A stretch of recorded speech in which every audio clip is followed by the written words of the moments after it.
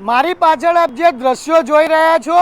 તે કોઈ રોડ ઉપર ઉગેલું કોઈ ઝાડ નથી, પરંતુ અમૂલ ડેરીથી ગણેશ ચોકડી જવાના માર્ગ ઉપર વારંવાર આણંદ મહાનગરપાલિકા દ્વારા ગટરના ઢાંકણા તૂટે છે અને રિપેર કરવામાં આવી રહ્યા છે। વાત કરવામાં આવે તો આણંદ અમૂલ ડેરીથી લઈને જે ગણેશ ચોકડી છે ત્યાં સુધીનો જે ભારે વાહનનો માર્ગ છે તેની પર પ્રતિબંધ મૂકવામાં આવ્યો છે, પરંતુ રાત્રિના સમયે કેટલાક ભારે વાહનો અહીંયાથી પસાર થતા હોય છે અને વારંવાર જે આ ગટરના ઢાંકણા છે તે તૂટી જતા હોય છે।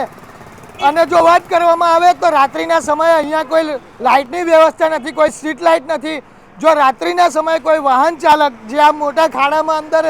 જે ગટરમાં ખાબકે છે તો જેની જવાબદારી છે તે જવાબદાર કોણ?